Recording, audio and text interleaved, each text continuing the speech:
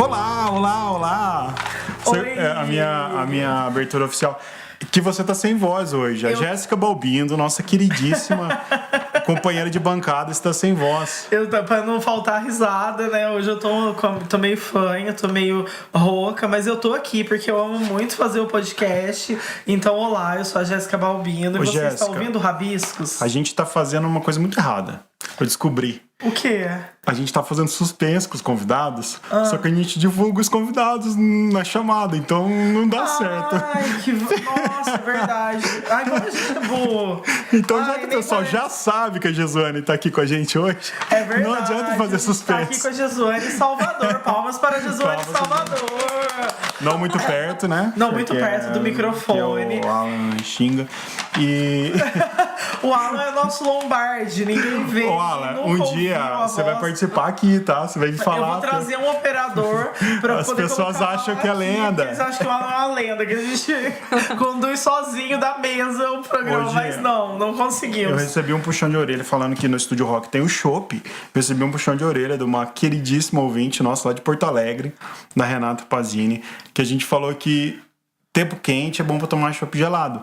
Ela falou assim, não, a cerveja depende da cerveja. Tem cerveja que você toma no tempo frio e tudo mais. Eu falei pra ela que eu ia fazer essa correção aqui pra... A gente pode um dia falar com ela, né? Ao vivo, assim, inclusive ela trabalha numa cervejaria, na cervejaria Heilig, que tem em Porto Alegre e tem em BH também. Eu acho que literatura tem tudo a ver, né? Eu até comentei que eu tenho um projeto com um amigo meu sobre literatura e cerveja. A gente quer tocar ele em 2019, porque eu acho que se não fosse cerveja, não existiria literatura. Eu tenho essa teoria, então eu acho que... Então fica aí nossa correção. E um beijo aí, viu, Renata? Eu falei pra você que ia falar isso no ar, está dito com o devido merchan da cervejaria, da Heilig, que tem lá em Porto Alegre e tem em BH também. Ah, legal. Então ela pode mandar também uma cerveja pra gente aqui. É verdade. Né? Que eu acho que é legal a gente poder falar com mais propriedade. Uma cerveja de várias Renata? temperaturas. A gente gostaria. Aproveitando esse momento pra mandar beijo, quero mandar um beijo pra Cíntia Risoli, que é fotógrafa, e ela ouviu faz as suas fotos ela lindas, faz as minhas né? fotos, os meus nudes. A Cíntia, assim, eu queria que ela me acompanhasse 24 horas. Umas fotos muito ela incríveis, é incrível. Muito bonitas. E ela ouviu todos os podcasts, ela falou que tá viciada, que ela fica trabalhando, que ela vai embora pra casa e fica ouvindo o podcast. Ela tá gostando muito, então um beijo, Cíntia. E você sabe que episódio nós estamos hoje? Eu perdi. Nós estamos no episódio 10. Ah, tá vendo? Por isso que a gente trouxe a Jesuane pra celebrar isso. 10. A Jesuane é uma querida, assim, eu queria falar que ela é uma amiga minha da época da faculdade. Não vou nem falar há quantos anos, que é pra deixar esse suspense. Pra ninguém fazer conta da nossa idade. Inclusive a Cíntia, que eu acabei de mandar um beijo. O sonho dela é conhecer a Jesuane, porque eu conto episódios da vida da Jesuane pra ela. E... Nós vamos abraçá-la. Abraçar a Jesuane, então, pela Cíntia aí. Eu achei até engraçado que a Jesuane, eu conheço ela há um tempo, pelo trabalho aí cultural que desenvolve, ela é cantora. Jornalista também, né? Formação. Sou jornalista. E eu li há muito tempo, a gente tá até falando em off aqui, o texto da bulia. Eu até dei uma procurada no dicionário da bulia que fala que a falta de vontade de uma pessoa ou a diminuição notável de sua energia. É poética a definição. É poética, mas você começou a falar da bulia e você não falou do que se trata, Não, né? ainda não, calma. Eu estou fazendo uma preliminar. Todo mundo tava lendo aqui. E antes ainda de eu falar da bulia, eu quero ler uma coisa antes dela apresentar o projeto. Que é muito bonito, que tá lá na descrição também, disso que ela vai falar daqui a pouco. Então leia. Eu tô enigmático hoje. Eu tô sentindo. Qual eu te revela, te resume, te liberta? E que máscaras te escondem, personificam teu eu social adequado, domesticado, dormente? Acho legal a gente poder começar a apresentá-la com isso. Uau. Assim. Eu queria dizer que a gente tá meia luz aqui, hoje tá rolando um clima nesse estúdio. Tem tudo pra você, Jesuane. Jesuane, quem é Jesuane Salvador? Nossa, eu acho essa pergunta tão difícil de responder, né? A gente fala quem é Marília Gabriela, gente. Quem é a gente? Esses dias eu tava fazendo para um outro projeto, né, um projeto fotográfico, eu fiz essa pergunta para as pessoas, né? Quem é você? E o projeto do Ele Não. Fiz essa pergunta para as mulheres, quem é você e por que ele não? E é engraçado quando as pessoas falam quem sou eu, o primeiro momento é você dizer o que você faz. né? Eu sou advogado, eu sou jornalista, eu sou, enfim, N coisas. Quando a gente vai se definir, a nossa primeira moção é essa, né? Dizer o que nós fazemos. Mas o que nós somos é muito mais amplo do que o que a gente faz, né? O que nós somos é uma construção, desde quando a gente, assim, nasceu, o lugar onde a gente cresceu, as coisas que nos rodearam enquanto cultura, enquanto família. Eu acho que eu sou a junção de uma menina que nasceu em um bairro da periferia da cidade, que cresceu assim em uma família musical, meus pais são músicos, e que sonhou que era possível viver de arte, né? Então, todas as outras coisas que eu fiz foram embaladas por esse sonho, né? A crença de que a gente pode modificar o mundo através da arte, independente do resultado enquanto produto, mas fazendo arte com essa intenção de alterar as pessoas, né? Então, acho que é isso, resumidamente. A gente falou. Toda poética. Eu estou poética hoje. Eu vim aqui, né? Aqui é chique. Eu acho que é o clima meia-luz que tá, né? Eu acho que essa meia-luz tá deixando ela assim. Ela não é assim normal. Aqui o Estúdio Rock não é meio misterioso mesmo, porque é uma garagem, você entra, esse você vai ver negócio aqui cheio de uma vibe, Tem todo um rolê, entendeu? Tem um rolê, A gente falou do Abulia, né, que é agora, pro final, que apresentou aqui recentemente na cidade. Vamos fazer uma retrospectiva da sua carreira, então começando pelo final, dos projetos que você já teve, você é cantora, né? E a Abulia, ele é feito junto com uma atriz, né? Sim, a Selma Mistura, uma grande atriz. Que é uma talentosíssima aqui da nossa cidade também. Queria que você falasse um pouco desse projeto e dos outros que você acha importante falar também da sua carreira. Bom, o Abulia é um texto que eu escrevi assim há muitos anos atrás, acho que há cerca de uns 10 anos atrás. Eu escrevi esse texto enquanto eu morava em São Paulo. Eu fui para São Paulo, assim, acho que como muitas pessoas, né, tem aquele sonho de sair, abandonar o interior. Quando eu acho essa palavra linda, né, interior já é tudo de bom, mas assim, esse sonho de você abandonar o seu lugar de origem em busca da oportunidade para o seu trabalho, né? Eu fui para São Paulo, mas eu morava num lugar, num prédio assim, onde as pessoas eram muito sozinhas. Era um prédio imenso com muitos apartamentos de um quarto só. E aí eu ficava assim sentindo essa vibe da solidão, né? E pensando a respeito do que ocasiona essa solidão tão generalizada que a gente tem vivenciado na nossa sociedade. São muito medianeiros mesmo isso. É super, o Tadeu comentou de um filme argentino que chama Medianeiras, e é o retrato do que você tá falando, da vida em São Paulo, assim, essa coisa de prédio, essa solidão individual, assim. É um filme maravilhoso, fica a dica, porque ainda não viu, assistam, assim, é um filme que te faz ter vontade de conhecer a Argentina, ainda não conheço, mas também não. Tem essa vontade de conhecer, e é um filme que retrata total, assim, essa solidão, essa coisa 2.0 que a gente vive. Eu lembro que quando eu li a primeira vez já me lembrou esse filme. É aquele filme que a gente revê geralmente, né? Sim, você não vê só uma vez. Muitas vezes. Então eu quero assistir, gente. Quero assistir demais. Mas termina de contar. Cortamos. Mas foi um corte maravilhoso. Então foi isso, assim, eu vivenciando esse processo, né, de supor a solidão das outras pessoas, né, e imaginar assim, quem são essas pessoas? Quem são esses anônimos, né? Aquelas pessoas que integram os diálogos surdos de elevadores, né? Que você fala bom dia, boa noite. E é só isso.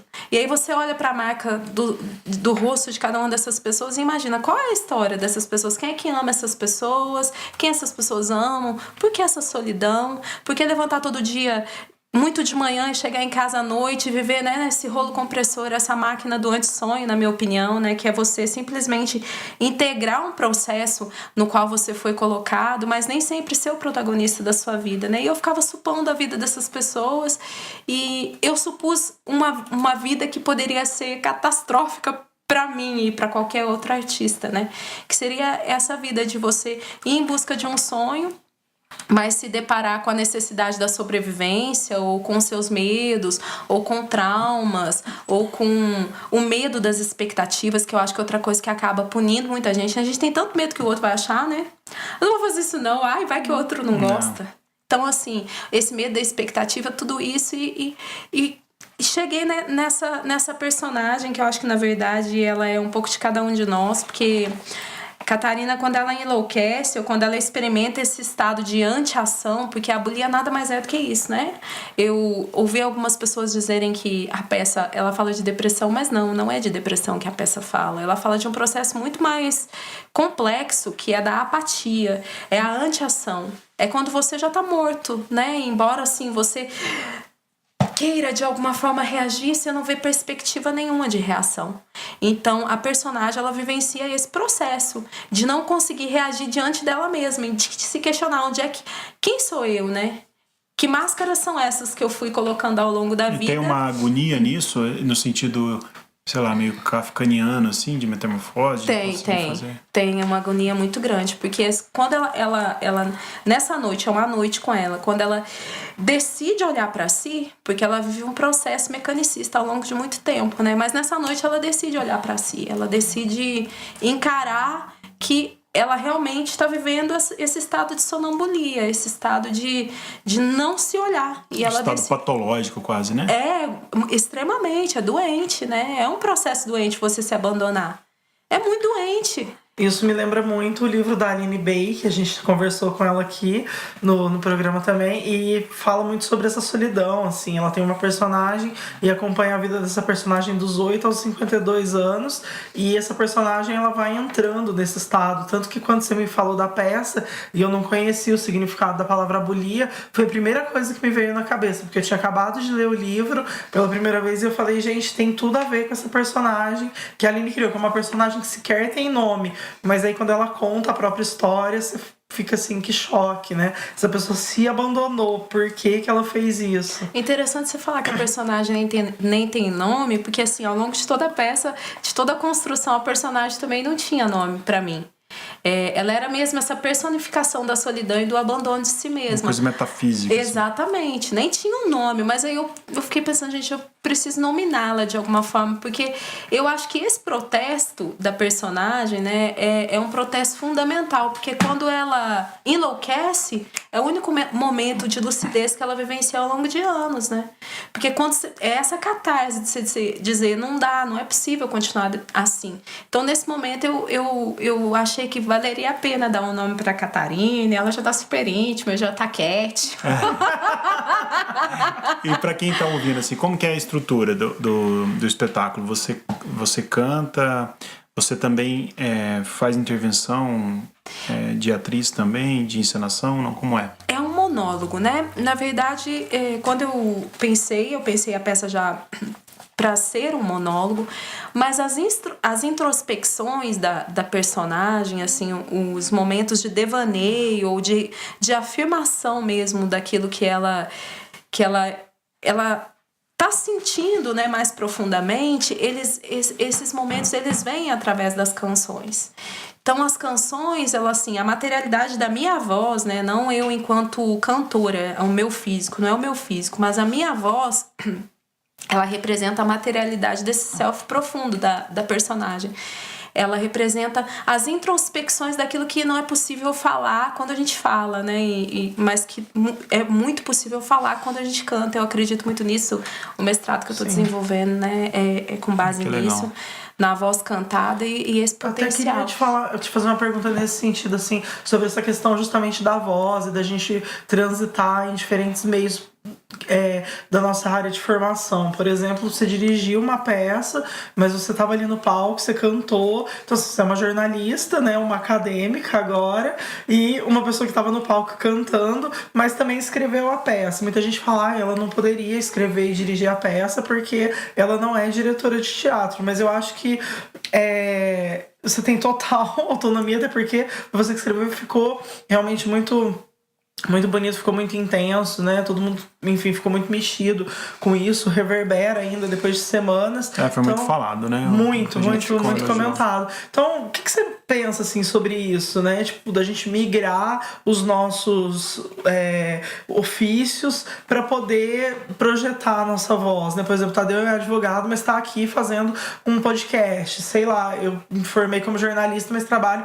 basicamente com literatura e com cultura. Então, o que você acha, assim, dessa migração de ofícios para que a gente projete essa voz, enfim, jogue para o mundo muito do que a gente produz artisticamente também? A direção da peça, foi um processo conjunto, né? Meu e da Selma. Porque a Selma, ela tem um potencial enquanto atriz, um potencial humano, assim, que é uma coisa...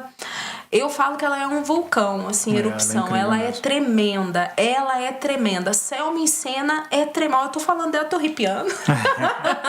Ela é maravilhosa. Eu sou uma pessoa mesmo. que arrepia. Quem já viu a Selma em cena sabe o que é uma artista se doando pro texto e pro papel. Ela se doa mesmo, ela não tem medo de se lançar. E eu acho que quando a gente fala desse lugar de fala, né, o nosso lugar de fala enquanto ofício e essa migração, a gente está falando, eu acho que é justamente sobre essa mesma questão, o medo. A gente não tem que ter medo para se lançar. Eu acho que toda a possibilidade de não silenciar, assim, ou de significar os silenciamentos, ela é extremamente importante, porque tudo que a gente possa ter enquanto ferramenta que possa, de alguma maneira, reverberar coisas que precisam ser discutidas na sociedade, a gente tem mais é que utilizar. Eu não tô nem aí. Na verdade, assim, eu tô nem aí, realmente. Não porque eu não me importe com a opinião das outras pessoas. Eu acho a opinião das outras pessoas extremamente relevante. É óbvio que tudo que a gente faz... Sim, mas isso não é nenhuma opinião, é um senso comum, né, que pai. Exatamente, e eu acho que não, acho que a gente tem que fazer, assim, tem que tomar as rédeas daquilo que a gente deseja dizer pro mundo. E aí, tudo bem, eu pensei sobre isso e realmente teve esse lance, né? Mas ela é jornalista, ela é cantora, o que ela é? E foi a nossa primeira pergunta, né? Quem é você? Eu acho que a gente é essa liberdade de repente, experimentar, sabe? Um lugar novo. Eu acho também. Não a gente nos primeiros episódios, a gente levantou essa questão, assim.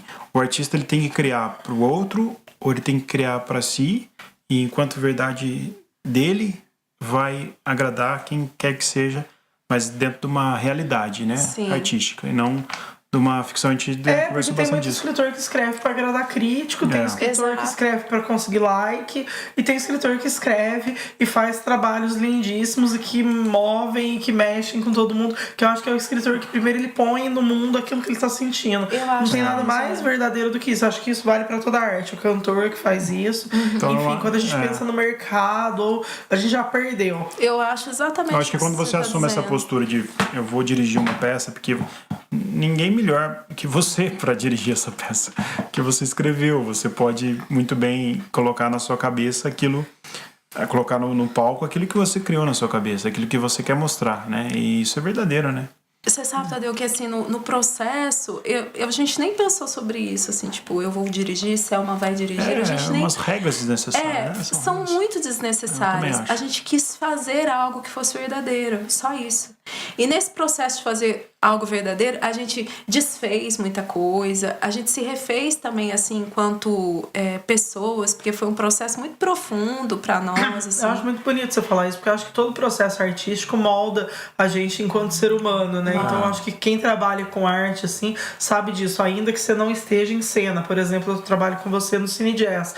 Eu não tô em cena, mas aquilo me mexe comigo de tantas maneiras, mesmo estando ali trabalhando só enquanto produtora, que é uma coisa muito louca, assim. Então eu acho que todo processo artístico, ele passa por quem a gente é também. Então, com certeza você sai do Abolia diferente de quando você entrou, né? Muito diferente. Eu saio todo episódio do podcast diferente de quando eu entrei. Acho que a gente tem o privilégio da arte, né? A gente que mexe com a arte, a gente tem esse privilégio, porque a angústia, né? Até citando os filósofos que dedicaram uma vida, Sartre, Husserl, que dedicaram uma vida a estudar essa angústia do homem, esse não encontrar, né? O homem é um não encontrar eterno até ele morrer.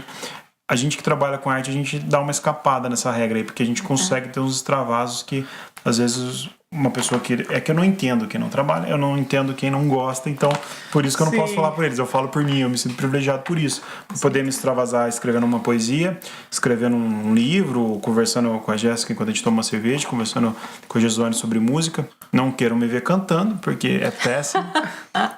Tá aí um talento que eu não tenho, é cantar. Talento de cantar. Eu acho lindo quando a pessoa reconhece também que ela não tem aquele talento. Ela fala, gente, pra mim não dá. Por exemplo, eu tentando tocar violão, é uma coisa... Eu ganho gente, eu ganhei um violão no sorteio. Tô vendendo, se alguém tá ouvindo. Aliás, você me ofereceu esse violão e eu não ofereceu hoje, né? Se alguém quiser comprar meu violão, tá novo na caixa. Eu ganhei no Pós-Zé Jazz, um sorteio que teve, assim. Mas eu não sei tocar, então eu nunca vou. Não, o pior é que eu tentei, eu insisti. É igual o Tadeu, ele tá insistindo. Eu já não ele quer tento mais cantar. Mas não dá conta. Eu toco. Eu estudei música, eu tenho formação de música. Então eu componho, que é pior, porque eu vou mostrar. Aí eu tenho que mostrar pra alguém que canta, então eu tenho que cantar. Vocês montem alguma coisa e eu vou produzir. Eu tentei aprender violão, sabe o que eu aprendi? Márcio Soldado. Foi eu aprendi a tocar assim, Legião Urbana e Capital Inicial. Não, gente, peraí, não tem nada mais fácil. Tá bom. Não, gente. Mas é muito fácil. Não, jamais. Tenta Márcio Soldado. Mas você sabe. Você sabe que é engraçado, que às vezes eu toco, eu tenho que cantar pra mostrar pra pessoa que vai cantar, porque eu compor, eu gosto de compor. Que eu não sei fazer. Aí às vezes a pessoa ouve eu cantando, eu gravo eu cantando e fala, nossa, que ruim essa música, né? Minha mãe até fala, nossa, coitado, meu filho, essa música é muito ruim. Porque eu toco direitinho, compõe a harmonia. Aí depois que a pessoa que canta de verdade canta, aí melhora. Nossa, nem parece a mesma música. É isso, é reconhecer as limitações que temos. Eu lembrei que a gente hoje não perguntou no nosso quadro. Nossa, é verdade. Vamos voltar. O que você está lendo, Gesuane? O que encontramos na sua estante atualmente? Uma indicação literária, uma leitura atual, o que você tem? Eu tenho lido muita coisa, você sabe, do mestrado, que não tem me dado muito tempo pra ler as coisas que me dão prazer, né? Mas assim, o que me dá prazer... Você viu que a leitura do mestrado não dá prazer. Ai, eu tenho que ler coisas chatas. Tudo bom, Mônica? A Mônica com certeza vai ouvir não é isso. Não é isso. É aquele texto, viu, Mônica? Não é isso que eu quis dizer. Não é isso que eu quis dizer. Mas é porque a gente tem um volume viu, muito grande de... Não faz isso comigo, Gegé. Mas eu tenho lido... Eu gosto muito de Kafka. E eu tenho eu também sou apaixonado. Você gosta? Um livro novo de contos dele, assim, uma coletânea com vários contos. A obra, não. Construção? Como que é esse? Você lembra o nome? Eu não me lembro o nome, não. Eu sei que é uma coletânea que é de vários contos dele, assim. E eu tô... É isso que eu tenho lido, assim, sempre que eu tenho um tempinho, porque eu sou muito apaixonada por Você tem lido umas teóricas também, né? De pensamento negro, umas coisas assim, você quer citar, que eu acho legal. Então, elas estão no hype da... Estão no hype, né? Então, todo esse processo de tentar compreender mais um pouco do feminismo negro, que você entende muito mais sobre isso do que eu, né, Jé? E tentar me aproximar um pouco mais da linguagem daquilo que eu venho trabalhando com a Elza, né? Agora tem um novo livro que eu quero muito ler, que é a biografia da Elza, que agora foi recentemente... Sim, foi saiu, lançada, né? Foi lançado. Saiu agora. Não, a Elza Soares. Elza Soares. Quem que falou? Você falou dele? Eu falei do livro? Falou, em algum episódio. Talvez, Foi sim. Eu acho que naquele episódio que a gente ficou falando de biografias de músicos. Mas ainda lançou agora, eu não li porque ainda não chegou. Não, mas você falou dele, eu acho que você falou isso. Dia 21 agora vai estar lançando em São Paulo, né? Eu até tava querendo dar uma ida. Eu vou querer ler com certeza também. Nossa, eu quero muito ler, porque a outra biografia, assim, teve algumas coisas que eu achei um pouco... Vamos ver como é que vai se sair essa, né? Essa biografia. Quais outras biografias você falou? Tem uma outra biografia a respeito da Elza, uma única biografia a respeito dela, que tem que coloca algumas questões, assim, uma dicotomia entre a bossa negra e a bossa branca, que eu achei um pouco, assim, complexo, né? Eu não li ainda, mas assim, eu gosto do trabalho do Zeca Camargo, assim, né? Guardados, enfim, todas as críticas que a gente pode fazer. Eu acho que ele é um bom jornalista. Ele que escreveu a biografia? Sim, ele é um jornalista que entende de jornalismo musical. E eu penso que deve estar bem bacana, deve ter um rigor na apuração, enfim, esse trabalho. A crítica que eu fiz pra editora foi um homem branco escrevendo sobre uma mulher negra. Essa foi a crítica que eu fiz. Mas eu espero que cumpra essa missão, assim, que seja de fato bem... Realmente, né? Tanta gente. Bem apurada. Tem tanta mulher negra aí que poderia acompanhá-la e fazer isso. Assim, não desmerecendo jamais o trabalho do Zeca Camargo. Eu gosto do trabalho dele, eu acho que ele tem profundidade, assim, acho que ele entende de música, ele gosta, mas eu não sei se era o caso. Pois é, isso que eu também fiquei um pouco pensando. Até comentei isso com você, né, a respeito da outra. Foi um incômodo que eu tive e eu falei isso na editora, no encontro que eles me convidaram lá. Eu falei, olha, é muito legal, eu quero muito assim. ler, eu gosto muito, né? É um tipo de leitura que me agrada, porém eu acho que... E às vezes isso é tão enraigado, né, que ninguém para, nossa, é verdade, né? Sei lá, por que a gente não pensou em outro caminho? Às vezes aquele negócio tá tão comum, né? Aquela coisa de trocar de voz, né? Outra pessoa assumir um papel, falar de um cenário, enfim. Mas aguardemos. Assim que eu receber, eu vou ler e eu comento aqui. Eu também quero muito ler. Até aquele dia que a gente comentou aqui, acho que uns 2 episódios, a gente falando de biografia, a gente até falou de biografia do Silvio Santos, a gente quer ler e tal. Aí depois o cara me faz aquela cagada e eu perdi, eu brochei tanto de... Falei, nossa, parece que eu nem quero mais ler nada dele, assim, nada. Na verdade, assim, acho que o Silvio Santos já deu. Acho que tem que parar, assim, ontem, porque e parar de jogar amanhã já vai ser tarde pra limpar essa biografia, sabe? Então, já tá meio beirando gaga, já né? deu, já tá dando preguiça monstra. Ô, Jéssica, e o que você está lendo? Eu terminei de ler o Falsa Acusação, que Terminou eu de ler? E aí? Terminei de ler, muito bom. Eu tô super curioso com esse livro. Muito bom, é muito bom. Eu vou emprestar pra todo mundo, porque acho que todo mundo tem que ler, vale muito a pena. E eu li um outro que é o da Octavia Butler, chama Parábola do Semeador. Ela é uma mulher negra, ela foi considerada a grande dama da ficção científica estadunidense. Ela morreu há alguns anos e só agora os livros dela estão sendo traduzidos no Brasil. Eu já tinha lido um, que é o Kindred, e aí eu ganhei esse outro da editora, que é o primeiro, é uma duologia, então vai ser lançado próximo no começo de 2019.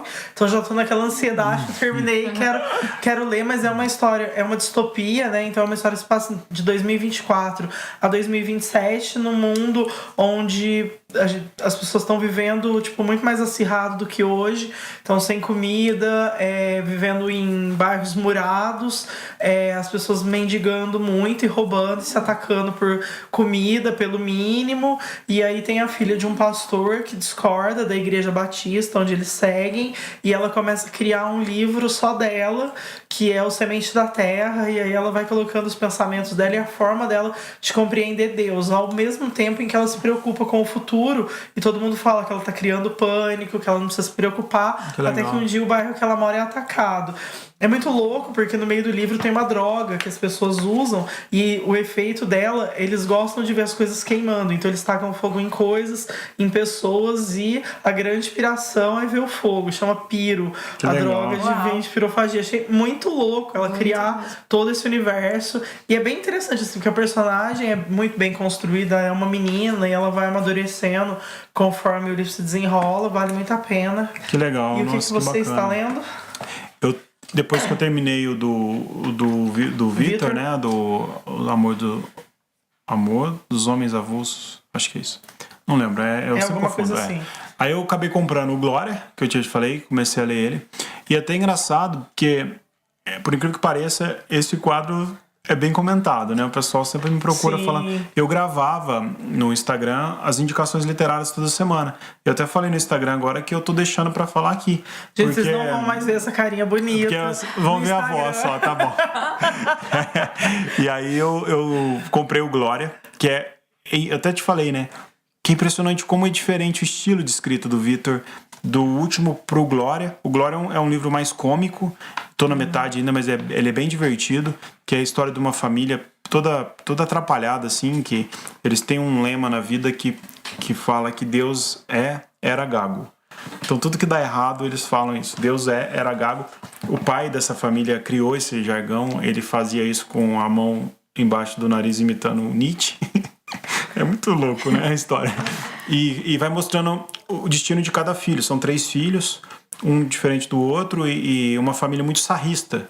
Então eles tinham até que tomar alguns cuidados com o sarro e tal. Tô na metade ainda. Assim que eu terminar eu vou falar o que eu achei, mas já tô gostando muito. O Vitor tem só esses 2 livros, eu acho, né, de ficção mais longa, assim.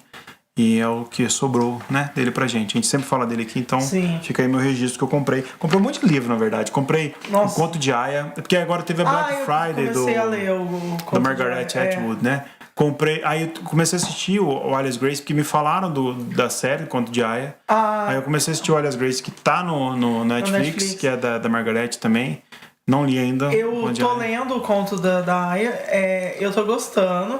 Eu assisti Olhas Greys, mas eu não gostei. Não gostou? Eu tô gostando. Eu achei muito chatinho. Não sei se eu não tava na vibe, no espírito. Achei chato. Achei chato, não gostei. Mas talvez seja o meu momento. Eu não li, porque também tem um livro, né? Eu não li o livro. Acho que tem, E aí eu tô lendo o conto de Aya, eu tô gostando, assim. Como eu gostei do Alice Grace, eu falei, eu vou ler agora o conto de Aya. Eu quero assistir a série.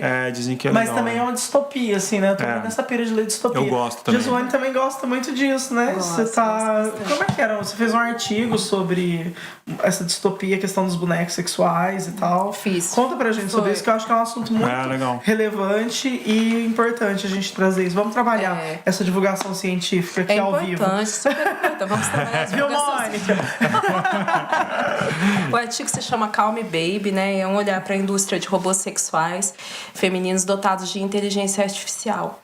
E assim, a ideia é justamente o que é desenvolvido ao longo do artigo é justamente mostrar, né, o que tem acontecido. Acaba caindo, né, em toda essa questão que a gente estava falando anteriormente sobre a solidão, né? Os grandes defensores defendem, né, o que essas bonecas personificam enquanto um atenuante social ao momento que a gente está vivenciando, esse momento em que não é possível a contestação, né? E a relação humana, ela contesta, né? Então, você vai se relacionar com outra pessoa, ela vai te contestar. E, nesse caso, essa contestação não existe. E o que essas mulheres, elas estão personificando enquanto objetificação da mulher, né? Essa mulher sempre perfeita, sempre jovem, sempre disponível ao sexo, sempre, assim, com medidas milimétricas. Mulher Instagram. A mulher Instagram. Exatamente. E aí, o artigo ele fala um pouco a respeito disso, né? Como é que isso reverbera para feministas, como isso reverbera enquanto sociedade, né? Assim, legal. Como a utilização dessas bonecas sexuais, o que isso pode estar representando para nós agora, né? No momento que a gente está vivendo esse momento. Black Mirror, né? Totalmente. Eu super tenho medo, assim, dessa sociedade que a gente tá se tornando. Eu também. Esse cenário, eu tava lendo bastante coisa da pornografia, né, com VR, né, ou com óculos de realidade virtual, como que eles estão querendo investir isso, as sensações, que acaba tendo esse lado de objetificação, né, acentuado e tal. É muito preocupante, né? Eu não sei como que vai ser o cenário daqui, sei lá, 10 anos, né? Porque as coisas estão acontecendo tudo atropelado. E muito rápido, né? E é bacana você parar para estudar isso. O conto da Aya fala sobre isso, porque é um pós, né? Esse momento que a gente vive, assim, dessa coisa total da libertação dos corpos, né? E de você poder ser o que você é dentro do seu corpo, se vestir como você quiser e tudo mais, que a gente tem muito isso, assim, especialmente aqui no Brasil, enfim, né? Isso é muito, muito urgente aqui. Mas aí é uma sociedade pós isso, quando o corpo da mulher ele é valorizado apenas para a procriação, e aí só as mulheres que conseguem ter filhos, elas são as aias, né? Então elas têm todo um tratamento especial, mas elas não podem ler. Então, assim, é uma coisa total, é muito louco, assim. Eu ia curtir demais. Nossa, demais. Mas ao mesmo tempo eu lembrei de uma coisa muito louca que aconteceu esse ano, tipo, que foi na Bienal do Livro em São Paulo. A Bienal homenageou uma cidade de um país, sei lá, tipo Catar, alguma coisa assim, eu não lembro o nome do país. E aí veio toda uma comitiva desse país pra cá. E as mulheres, tipo, casadas, tipo, tinha um sheik e ele tinha várias mulheres. E elas usavam um adereço no rosto que parecia uma máscara, tipo, sabe aquela máscara que impedia os escravos de comer e de falar? Parecia aquilo, não é aquilo. Exato. Aí eu fui pesquisar, porque eu fiquei muito neurótica com aquilo, eu fiquei tentando tirar uma foto escondida. E eu falava assim, eu perguntava pras pessoas, gente, por que elas estão usando isso? E ninguém conseguia me falar o porquê, nem o presidente da CBL. Eu falava, Cristo, alguém tem que saber por que essas mulheres estão usando assim, porque que cultura é essa, né? Por que, tipo, parecia que elas não podiam falar. Eu falei, nossa, que desespero. Mas elas conversavam entre si. Eu falei, bom, então isso não impede elas de falar. E aí eu descobri que é um acessório que, tipo, dá um olhar de águia para as mulheres. Então ele ressalta a região do olho. Então ele cobre a testa, o nariz e um pedaço da boca, que é para destacar só o olhar. Mas ao mesmo tempo que é tido como um objeto de moda, é também um cabresto, né? É também um jeito de impedir que ela apareça, que ela fale, o que é muito comum na cultura deles, né? Mas, assim, por outro lado, também eu já conversei com mulheres que vivem nessa região e pessoas brasileiras que foram pra lá, e as mulheres, em algum momento, elas se sentem protegidas por isso. Elas falam que elas não saberiam viver, por exemplo, aqui no Brasil, onde você não tem essa proteção. Você tem que mostrar a sua cara e é você ali o tempo todo. Então, às vezes, pra gente parece uma coisa muito absurda, mas pra eles é uma proteção. E eu me peguei pensando, será que em algum momento eu não ia achar que isso era bom? Eu não ia curtir, eu não ia querer me esconder, sei lá. São as máscaras, né, que a gente tava falando no princípio, né? É a máscara material, né? Pode ser que sim, né? Não é todo dia que Pode a ser gente que sim, não é todo dia que eu quero mostrar minha carinha. Colgate, né? Tem dia que... E as vergonhas alheias que você passa? Não dá vontade de colocar um saquinho de pão na cabeça só com o olhinho? Dá é super tipo quando a gente sai e não quer falar oi pra ninguém, né? Eu super sou antissocial, assim. Eu super sou antissocial, às vezes. Mas é interessante, tá né? afim, Como que é, né? A cultura, como que mas, a gente parece que vive em tempos diferentes, né? Mas ela só sacrifica o corpo feminino, né? É impressionante complexo, isso. Né? Isso que é louco. Isso que é triste, não vê um né? homem de burca, Não vê, você não vê. Você não vê um homem coberto, você não vê um homem com uma máscara na cara. Pois é. E no artigo, uma coisa que me chamou a atenção na minha pesquisa é que, assim, a robô Sofia, né, que todo mundo super conhece, super dotada de inteligência artificial, ela recebeu um título de cidadania na Arábia Saudita, né? Então, assim, você olha pra isso e você fala assim, num local onde as mulheres podem ser condenadas quando são estupradas, condenadas à morte, ela recebeu um título de cidadania. Aí você imagina assim, qual é a sexualidade dessas robôs? Porque é uma extensão do masculino, é tudo, menos... ela até personifica, né? Assim, materialmente você olha, se parece com algo que se aproxima a uma mulher, mas é obviamente algo que é uma extensão do masculino, nunca algo que tenha a ver com o feminino. É complicado mesmo. Eu vi uma coisa tão louca que você falou agora dessa robô sexual, que é uma robô sexual, não, a Sofia não. A Sofia não. É aquela famosa, né? Aquela carequinha. Eu sei, sim. Não, eu lembrei. Ela é quase um humano já. Da bonequinha do Magazine Luiza, a Magalu, e aí teve uma matéria que fizeram como que o assédio em cima da boneca reforça a cultura do estupro. Porque os internautas deixavam, essa Magalu, nossa, eu pego. Porque ela conversa, né, com os internautas no chat online. E ela é um avatar animado. Então ela realmente parece aqueles bonequinhos do The Sims, né? Não sei se vocês já viram, já jogaram, mas parece um bonequinho do The Sims. E aí você fala, mano, as pessoas estão chavecando um robô, ela é um robô. Ela é dotada, a pena, ela não existe. Ela é um robô. E ainda assim os homens querem pegar o robô. Então, e querem usar aquele corpo do robô porque é um corpo feminino. Se fosse um corpo masculino ali, se fosse quanto mais másculo fosse esse corpo, menos esse assédio aconteceria, né? Então isso só reforça. Mas você sabe que esse negócio da realidade virtual, essa criação, até tem aquele filme, o She, Ela, né? Ela. Que é muito legal. A pessoa se apaixona por uma coisa que não existe. E você vê o conflito que ele tem, a carência, porque a gente está numa sociedade carente. Tem a ver com as pessoas são carentes. Não, ainda Nossa, não. vale a pena. Bacana. É muito legal assistir. Ele se apaixona. Aquele aplicativo de celular, aquele Siri, é tipo aquilo, e ele se apaixona pela aquela realidade virtual. Que ela interage com ele e ela vai formando o caráter dela de acordo com as informações que ele vai dando através das conversas. Que é assim que funciona, né? A realidade virtual você programa até certo ponto, depois ela começa a se movimentar sozinha de acordo com aquilo que você está falando. E ele se apaixona por ela. Nossa, e ela não existe, né? Ela é um aplicativo de celular. E ela pede para ele mostrar a paisagem que ele está vendo. Eles saem de casal, ele leva ela. Nossa, é doido, né? É muito louco, assim. E ele fica louco quando ele é um ator fantástico, né? Pessoas, aí ela acaba cada robô fala com não sei quantos outros usuários e tal. Só que assim, é mais avançado do que a Siri do celular. Tipo, ela sabe a hora que ele vai acordar, ela programa o café dele, tem todo, é tudo interligado, assim. É meio que também uma distopia, mas não tá longe da realidade. Não tá longe. De jeito nenhum. Eu lembrei da fala nas pesquisas que eu fiz, né? Um dos usuários assim, dessas bonecas sexuais que são super realistas, e ele disse uma coisa que me... Nossa, eu falei assim, gente, isso é muito louco. Ele diz, eu nunca mais voltarei aos humanos. Isso não é louco? Nossa.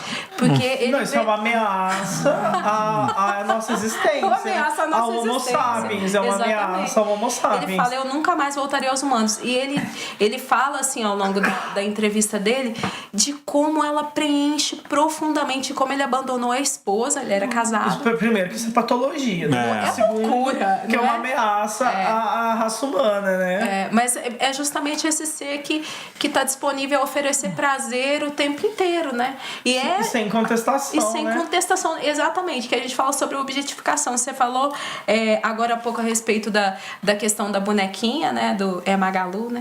E eu lembrei também, assim, que existe um caso, aconteceu, né, na pesquisa, em que uma juíza, ela super questionou, porque em uma feira de ciência, uma feira científica, eles levaram, né, algumas dessas bonecas, uma especificamente, que é muito realista, ela é realmente super realista, e a boneca sofreu um assédio, assim.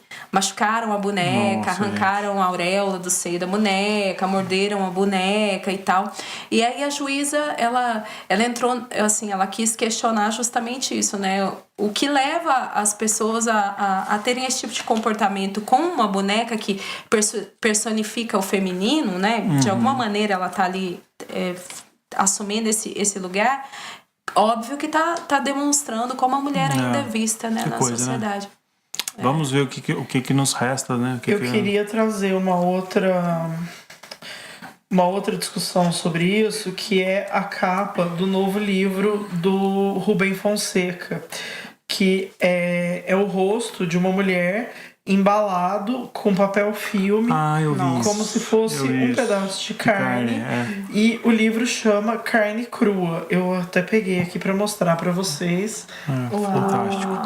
E aí, assim, eu vi um jornalista, um amigo meu, que é do Suplemento Pernambuco, é o Schneider, comentando sobre isso e falando que isso é um sintoma gigante de tudo que deu errado com o legado dele, né, do Rubem Fonseca, nas últimas décadas. E no primeiro momento, aí eu perguntei qual que era a capa, aí me mandaram aqui, aí eu falei que no primeiro momento, a primeira vez que eu vi, porque eu já tinha visto, eu tinha achado muito genial, mas eu pensei com a cabeça do marketing, né? Eu pensei com a cabeça jornalística do mercado editorial. Eu falei, cara, isso aqui pra você mandar de press kit pros jornalistas. A pessoa vai pegar esse livro na prateleira, né? Legal. Com certeza. É muito legal. Mas aí a gente falando sobre isso tudo que a gente tá falando aqui é uma grande merda, né? É uma grande bosta, porque é genial, mas é uma grande merda. Porque assim, se fosse a cabeça do homem aqui, talvez seria ok, assim, do homem branco, tá? Talvez seria menos agressivo, mas a partir do momento que enfim, eu não li o livro e aí eu não sei o que se trata, mas aí também um homem falando sobre carne crua e usando o corpo da mulher desse jeito é uma grande merda. Me desculpa a Nova Fronteira aqui, que é a editora, mas assim, deu certo do ponto de vista do marketing, mas é profundamente incômodo, né? Você saber que o corpo da mulher é exposto. Eu confesso que eu não vi nada desse livro, eu vi a capa, eu acho que foi no Facebook até. Apesar que eu tenho entrado cada vez menos no Facebook, mas alguma hora que eu dei uma zapeada lá, de vez em quando a gente dá uma surfada e se depara... Eu tenho usado mais o Twitter, que eu acho que acaba ficando um nicho mais legal, né? Mas o Twitter tá um pouco chato, às também. vezes. Tá tudo chato. O Facebook tá muito chato. Eu não tenho Twitter, eu não tenho Instagram, eu não tenho nada. Eu tenho o Facebook, né? Todo mundo me fala que eu tenho que ser, me fala que eu tenho que ter. Você tem que ter o Instagram. Só que o Instagram é a vida perfeita. O Instagram, eu acho que é uma série, mas é uma rede que eu tenho usado bastante, porque eu acho que é uma comunicação que tá funcionando agora. Os stories, você consegue comunicar, você consegue divulgar. Eu divulgo meus livros, eu divulgo minhas poesias, eu acho que ali eu tô transitando bem. E no Twitter é a rede que eu uso pra dar opinião mesmo. E no Facebook eu não faço nada mais. É isso, né? Estou ultrapassado. Não, mas eu uso o Facebook ainda assim. Você tá com sorte. Trabalho, Mas eu acho que em algum momento as pessoas do Facebook vão migrar pro Instagram e ele vai voltar a ficar legal. Sabe o Orkut, quando todo mundo foi pro Facebook e o Orkut ficou legal? Deixou saudade? Eu não tenho Orkut. Você não tinha Orkut? Não, eu tive uma época até. Não existe mais. Eu sou uma pessoa que não tem vida na mídia social. Ai, que bom. Mas você é sortuda por isso. Isso é ótimo. Não, mas é necessário, né? Eu vejo assim, os trabalhos de muita gente fluindo pra caramba, né? Venda de livro. Eu vendo muito livro pelo Instagram, por exemplo. Legal. acaba muita gente me procurando. Não funciona para trabalho, é uma coisa que precisa ter. O meu, é importante, é uma extensão. Não tem a gente foto, não gostando, não querendo. Você vai mexer com arte, quer vender, quer mostrar, quer... A gente que é do nicho independente, assim, você tem que fazer, né? Porque se você não for, alguém vai fazer pra vocês também. Se você for do mainstream, você vai estar ali porque alguém vai cuidar pra você. Ô, Josuane, a gente tem um quadro aqui no nosso podcast que chama A Vida Piora a Arte. A gente traz matérias bizarras e eu fiz uma seleção. Na verdade, o portal IG fez uma seleção de os maiores fake news no mundo da música. Uau! Então a gente vai comentar aqui. Justamente porque você é, né, uma musicista, uma cantora, trouxe alguns, e fake news nada mais atual do que fake news, né? Nada mais atual. E a primeira notícia que eles selecionaram foi que em dezembro de 2017, alguns sites e blogs não muito confiáveis começaram a destacar que a Pablo Vittar iria concorrer à presidência da República em 2018 pelo PSOL, por decisão do próprio partido, por conta de todo o sucesso que a cantora fez no ano passado. Olha, talvez a gente estivesse melhor hoje. E até é engraçado que nessa matéria fake news colocaram o Ivan Valente, que é do PSOL, comentando, falando que a Pablo Vittar era o melhor nome que o Brasil teria a candidata. É claro que essa declaração é fake também, mas eu acho que ele não estava errado, não. Eu acho que foi um erro colocar o Boulos. Eu acho que o nome realmente era Pablo Vittar. Talvez a gente não tivesse onde a gente tá. É verdade, que medo, né? De onde a gente tá. É verdade. Mas a gente não vai comentar isso não, porque é um assunto muito triste. A gente tá uma coisa mais alto astral. Pablo Vittar 2022. Segunda fake news. Segunda publicação de um jornal norte-americano chamado Bomani, o astro musical Stevie Wonder não é cego. Ah, não. Sério isso? Ele consegue enxergar assim. Eles fizeram essa afirmação e comprovaram isso com alguns fatos. E um deles é de que quando o cantor consegue segurar esse microfone através de um reflexo incrível após Paul McCartney quase derrubá-lo com sua guitarra.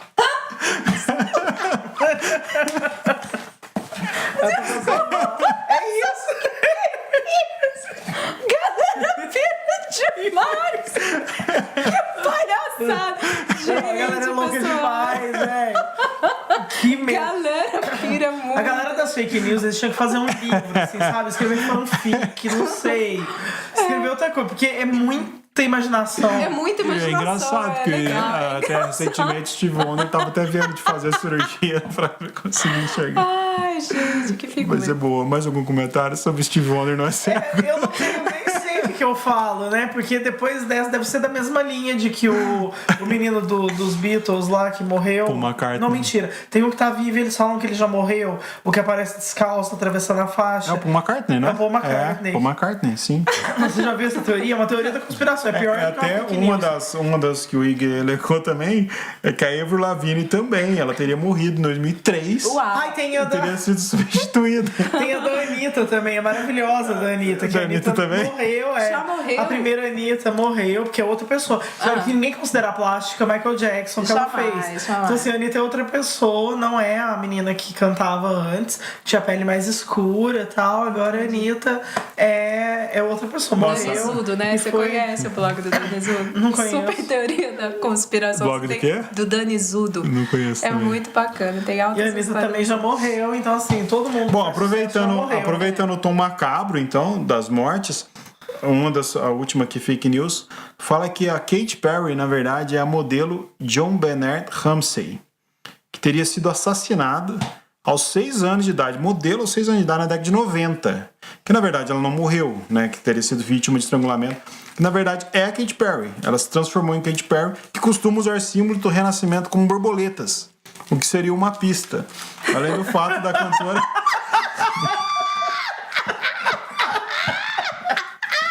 Isso, pelo amor de Deus.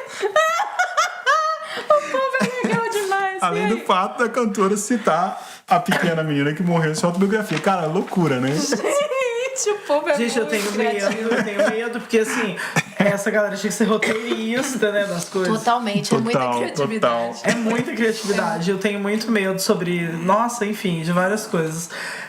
A gente tá, tipo, no final do nosso horário já. Mas eu queria passar pra Jasone, eu queria que você falasse, enfim, o que você quiser deixar de contribuição, assim, falar mais do teu trabalho. Eu sei que a gente fica viajando aqui e acaba quase não falando do trabalho, mas eu queria que você ainda deixasse um pouquinho mais. Você tem uma agenda ainda com o Abolia esse ano, né? E o ano que vem vai ter Cine Jazz de novo. Então fala também um pouquinho, eu mencionei aqui do Cine Jazz e mais do Abolia. Então, assim, a gente tem uma apresentação marcada no Instituto, no IEL da Unicamp, né? Uma apresentação marcada do Abolia. Nós vamos participar de uma jornada de mulheres, né? No projeto Mulheres em Discurso, no dia 4 de dezembro. Então, para nós, assim, é super bacana essa oportunidade de levar o nosso trabalho para lá, né? Finalizar o ano com essa apresentação. Eu acho que, assim, para mim, o Abolia, ele, nesse momento, ele é a realização de um desejo profundo do meu coração e, ao mesmo tempo, ele é algo que me surpreende, porque vocês falaram um pouquinho, né, a respeito do fazer artístico, se é para agradar o outro, qual é a motivação. Quando eu escrevi o texto, ele foi simplesmente para aquela reverberação de tudo aquilo não morrer dentro de mim. Então, assim, não foi para agradar ninguém, eu não tinha nenhum objetivo com isso, mas é muito bacana ver que as pessoas precisam de um motivo para falar a respeito das solidões, para falar a respeito da nossa fragilidade, que a gente é falho, né? A gente fala, a falha. E eu acho que o Abolia, ele é bacana nesse sentido, porque a gente tem feito bate-papos depois das apresentações, né? Então, assim, o trabalho com a Selma é incrível. Selma, Chiara Carvalho, o Antônio Molina e o Antônio Cruz, que é o nosso violonista. Assim, todo mundo houve um empenho de todo mundo, assim, para que acontecesse. Vocês têm planos, assim, pra colocar na internet, vídeo no YouTube, alguma coisa, não? A gente tem todos os planos. Porque a gente tem muita gente que ouve, assim, se alguém tá lá no Nordeste ouvindo, quer conhecer, quer ver a peça. A pessoa pode levar a peça, porque é uma peça baixo custo. Como que faz pra te procurar isso? Bom, eu vou deixar um telefone, é 11 96996 3982. E também a gente tá criando uma página do espetáculo, mas tá no Facebook, a gente tá ultrapassado. Não, pode usar. A página funciona. Funciona, Jé? Então, centraliza a informação. A gente tá criando a página no Facebook, né, pra deixar disponível para as pessoas.